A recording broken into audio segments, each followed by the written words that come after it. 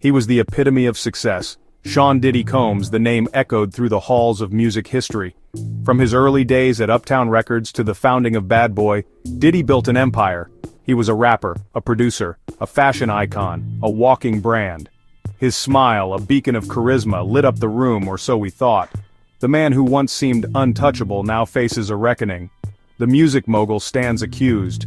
The charges? Shocking, disturbing, and difficult to comprehend. Diddy, the self-proclaimed bad boy, now finds himself in the fight of his life, not against a rival rapper or a disloyal protege but against the justice system itself. The man who once exuded confidence and swagger now sits silently, his face etched with worry. The weight of the accusations hangs heavy in the air. Gone is the bravado, replaced by an unsettling uncertainty. The trial of Sean Diddy Combs is not just about one man's alleged crimes. It's a referendum on power, fame, and the dark side of the American dream. It's a stark reminder that behind the glittering facade of success can lurk a sinister reality. The indictment reads like a laundry list of depravity. Racketeering, conspiracy, sex trafficking, transportation for prostitution. These aren't just allegations. They are accusations of a deeply disturbing pattern of behavior. The government alleges that Combs, for years, used his vast wealth and influence to manipulate and exploit vulnerable individuals. They paint a picture of a man who believed himself above the law, a man who treated human beings as commodities to be bought, sold, and discarded. The prosecution alleges that Combs's criminal enterprise was intricately woven into the fabric of his legitimate businesses. They claim he used his companies, his employees, and even his music to facilitate his illegal activities. The charges, if proven, carry a potential sentence of life in prison. The man who once seemed destined to die on top of the world now faces the prospect of spending the rest of his days behind bars. The rumors had circulated for years, whispers of Diddy's dark side. But whispers are easily dismissed, especially when they concern the rich and powerful. Then, the FBI raided Combs's mansion. The news spread like wildfire. The whispers became a roar.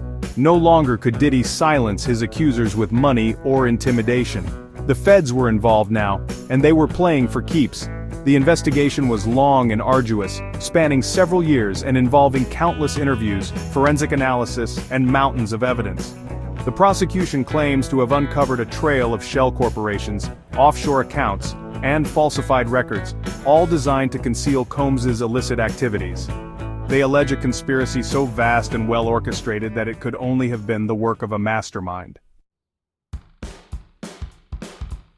The air crackles with tension as the trial begins.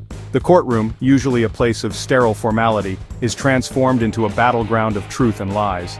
On one side sits Diddy, dressed impeccably in a tailored suit, his face a mask of stoicism.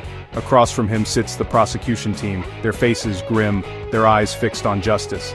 The jury, a diverse group of everyday citizens, listens intently, tasked with the impossible, to separate fact from fiction, to weigh the evidence without bias.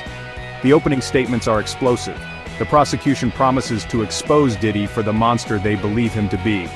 The defense, meanwhile, vows to dismantle the government's case piece by piece, claiming that Diddy is the victim of a witch hunt targeted by opportunists and fueled by envy. As we delve deeper into the story, a question emerges. Did success breed evil? It's a complex inquiry, one that forces us to consider the true nature of ambition and the lengths to which people will go to achieve their goals. Often the pursuit of greatness can overshadow ethical boundaries, leading to choices that are morally questionable. So, as we reflect on the events that have unfolded, we must ask ourselves, was it the taste of success that led to a darker path? Or was the seed of evil always present, merely waiting for the right conditions to grow? In this chapter we hear directly from those who have been affected. Their voices, often silenced, now have the chance to be heard. These stories are not just statistics, they are real people with real experiences. As we delve deeper, we uncover the dual existence led by Diddy. On one side, a successful and influential figure in the music industry. On the other, a life shrouded in secrecy and controversy. What lies beneath the surface of this public persona? The question now is, will these revelations bring an end to the music? Can the industry withstand the shockwaves of these disclosures, or will it be forced to change its tune? The future of many hangs in the balance. Finally, we must ask, is this a turning point for accountability among the elite? Will the rich and famous face the consequences of their actions? This chapter explores the potential for a new era of justice and transparency.